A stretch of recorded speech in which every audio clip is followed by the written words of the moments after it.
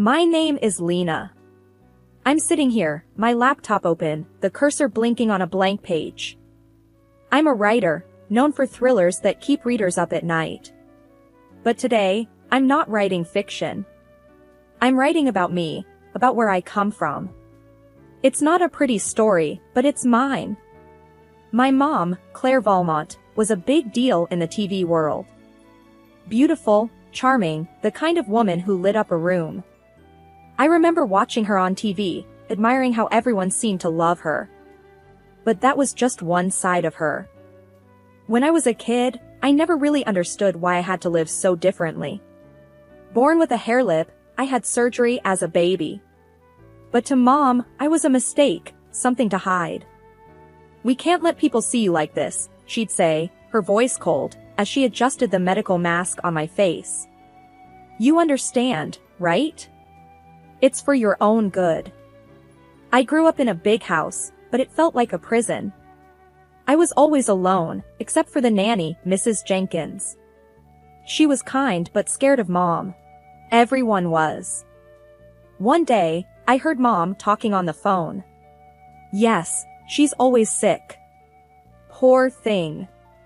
It's a severe immune disease," she lied so effortlessly.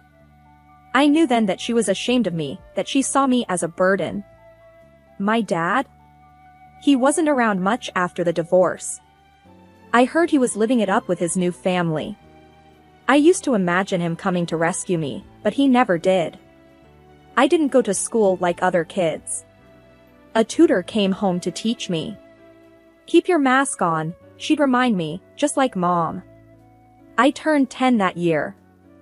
I was sitting in my room, my only sanctuary, when Mom walked in. She looked at me, her expression hard to read. "Mom, if you hate me so much, why don't you just send me to Dad?" I asked. I needed to know, even if it hurt. She laughed, a harsh, cold sound. "And let the world think I abandoned my sick child? No, we can't have that. Better they think I'm a saint, caring for her ailing daughter." That night, I cried myself to sleep. I was just a prop in her perfect world, a secret she was desperate to keep. But I knew one thing for sure. I wasn't going to be a secret forever. I often think about how different my life was from other kids. There I was, cooped up in my room, a mask covering half my face, while they were probably out playing, laughing, living. My world was small, confined to the walls of my room, my imagination the only place I could be free. Every morning started the same. I'd wake up to the muffled sounds of the house, slip on the mask that had become my unwanted companion, and sit down for breakfast. Mrs. Jenkins, our housekeeper and my nanny, would bring it in, her face always wearing a smile that didn't quite reach her eyes. "Good morning, dear," she'd say, setting down my tray. "Your mother left early for a shoot. She said to remind you to keep your mask on." I nodded, used to the routine. It was always like this. Mom was either absent, busy with her glamorous life, or when she was home, I was just a problem she had to deal with. Some days, I'd try to talk to Mrs. Jenkins, to get some glimpse of the outside world. "What's it like out there, Mrs. Jenkins? Are the flowers blooming?" She'd pause, a sigh escaping her. "Yes, the garden is lovely. I wish you could see it." But wishes were useless in my world.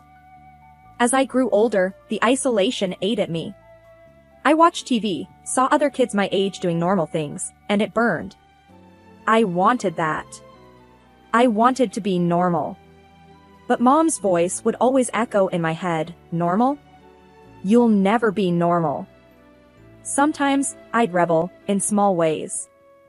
One day, I left my room, mask off, just to feel a moment of freedom. Mom caught me, her face twisting in anger. "What are you doing? Do you want the whole world to see you like this?" she yelled. Her words were like slaps, each one stinging more than the last. "I just wanted some air," I stammered. "Air? You have a window. Use it," she snapped, pushing me back into my room. "You're grounded. No TV for a week." That night, I lay in bed, feeling the weight of the world on me. I was her secret, her shame. She didn't see me as a daughter, just a mistake she had to hide. My only solace was my writing. I poured my heart into those pages, creating stories where I was brave, strong, loved. Writing was my voice when I had none. One evening, Mrs. Jenkins found me scribbling furiously. She watched me for a moment, then said softly, "You know, you're quite good at that. Maybe one day, you'll be a writer." I looked up, surprised. "You think so?" "I know so," she said, a rare firmness in her voice. "You've got talent, and more importantly, you've got something to say." That stuck with me, gave me a glimmer of hope in my dreary world. But hope was a dangerous thing. It made me want more, made me dream of a life where I wasn't just the girl behind the mask. I started to imagine what it would be like to leave this place, to find a world where I wasn't just a shadow. Sometimes life throws you a lifeline when you're drowning in despair. That's what happened to me one dreary Tuesday, a day that felt as gray as my thoughts. Everything changed with a phone call. The phone, an old relic, hardly ever rang, so when it did, it jolted me. Mrs. Jenkins answered, her face turning pale as she listened. Then she came to me, her voice barely a whisper. "It's your father." My father, the man who had become more a figment of my imagination than a real person over the years, was on the line. I felt a mix of excitement and fear gripping me as I took the phone. "Hey, Lena," his voice was unexpectedly warm. I saw your mother's show. She said you were dying." I closed my eyes, a wave of emotions washing over me. That show. I had watched it too, hidden away in my room. Mom, tears in her eyes, telling the world her daughter was on the brink of death. It was a performance worthy of an award. And it was all lies. "I'm not dying, Dad. I'm right here," I said, my voice a mix of anger and relief. There was a pause on the other end, heavy with unspoken words. "I'm sorry, for everything. I want to make things right. How about you come live with me?" The offer was like a ray of sunlight in my dark world. Leave? Could I actually leave this house of lies and pretend love? "Yes," I said quickly, without a second thought. "I want to come." The days that followed were a whirlwind. My father came to get me, a man aged by time but still recognizable as the dad I remembered. Beside him was Linda, his new wife, her smile warm and inviting. "We're here for you," she said, her words simple but sincere. It felt like a promise. Mom watched from the doorway as I left, her expression unreadable. She didn't say a word, didn't try to stop me. I looked back once, hoping for something, a sign of regret maybe, but she had already turned away, retreating back into her perfect, false world. Living with Dad and Linda was like breathing fresh air after being underwater for too long. For the first time in forever, I didn't have to wear the mask. I could just be myself, though I was still figuring out who that was. One evening, as we sat around the dinner table, a concept still foreign to me, Linda asked, "What do you enjoy doing?" "You know, for fun." I hesitated, unaccustomed to anyone taking an interest in me. "I write," I said eventually. "Stories." "That's wonderful." Linda's eyes lit up. "You should share them with us sometime." In that moment, a seed of hope was planted in my heart. Maybe, just maybe, I could find a place in this new world, a world where I was more than just a secret to be hidden away. Stepping into life with Dad and Linda was like walking into a different world, one where I felt like I belonged, like I was part of a real family, not a facade built on lies. One evening, Dad sat me down. There was a look in his eyes, a mix of concern and hope. "We've been thinking," he began cautiously, "about getting you the best care, to help you move forward." I instinctively tensed up at the mention of doctors. "I'm tired of doctors," I replied, the words coming out sharper than I intended. He nodded, understanding my apprehension. "It's not just about appearances. It's about healing, inside and out. We want you to be happy, truly happy." Linda added softly, "You've been through so much. It's time you had a chance to heal completely." Their words sank in, and I agreed to it. We found a top-notch clinic, and the surgeon there, Dr. Avery, was different from any I'd encountered. He didn't just see a patient, he saw a person. The day before the surgery, he said to me, "Remember, this isn't about changing who you are. It's about helping you see yourself in a new light." The surgery was more successful than I could have hoped. For the first time, when I looked in the mirror, I didn't feel disgust. I saw a reflection that surprised me. I even bore a resemblance to my mother, her beauty that I never thought I could share. But it wasn't just about the physical change. The real journey was the therapy that followed with Dr. Klein. It was about untangling the web of emotions and scars inside me. In one session, I found myself breaking down. "I'm just so angry," I confessed, tears streaming down my face. Angry at my mom, at the world, at myself. Dr. Klein handed me a tissue, her gaze steady. "It's okay to feel angry. But remember, you also have the power to let go of that anger, in your own time." It was a long, tough climb, but slowly, I started to feel a shift inside me. The anger began to ebb away, replaced by something calmer, more like peace or perhaps acceptance. As the days passed, Linda noticed the change. "You're smiling more," she remarked one evening, a note of happiness in her voice. I touched my face, almost in wonder. "Yeah, I guess I am. It feels right."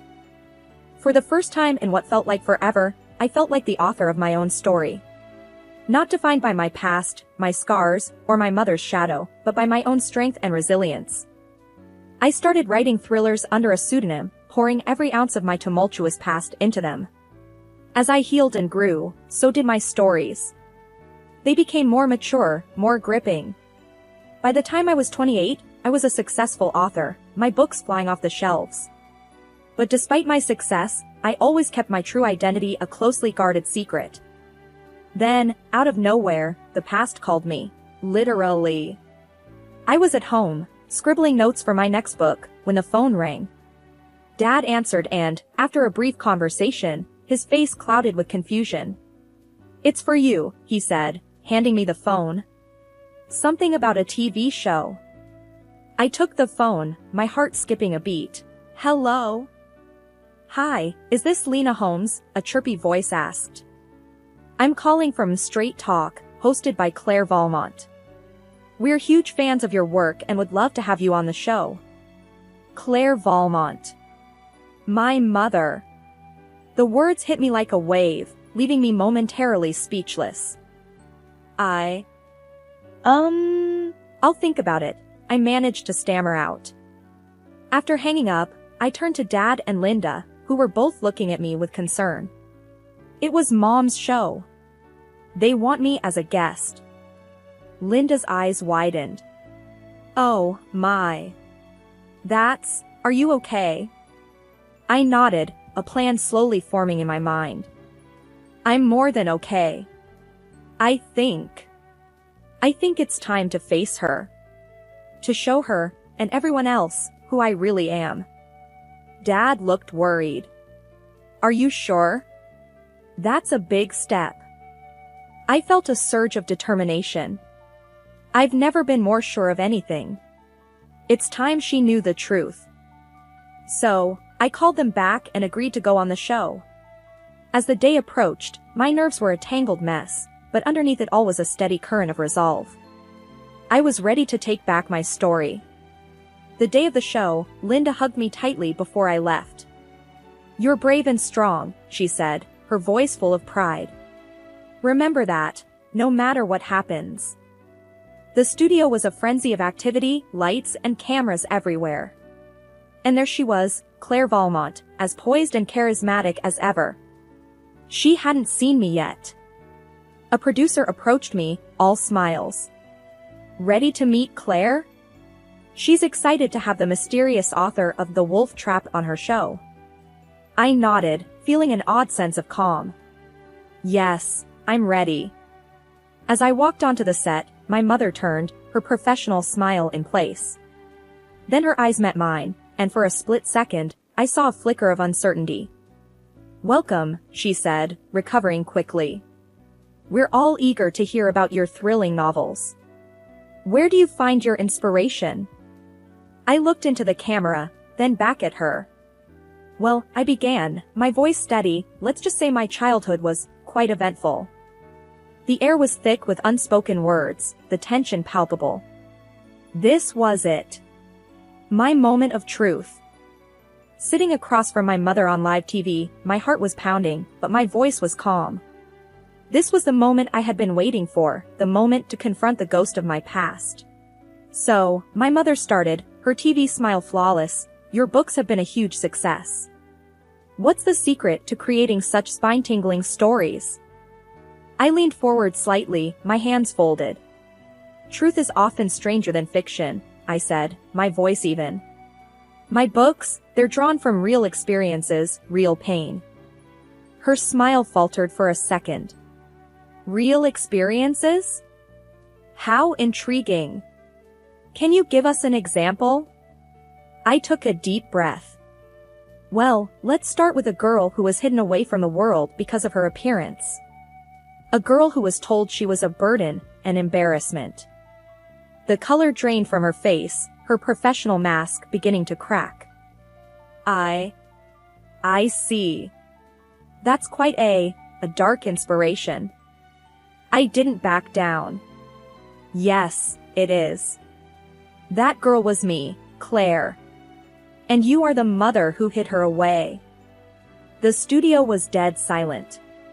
You could hear a pin drop. My mother's face was a picture of shock and disbelief. What are you saying? She stammered. Do you know who I am?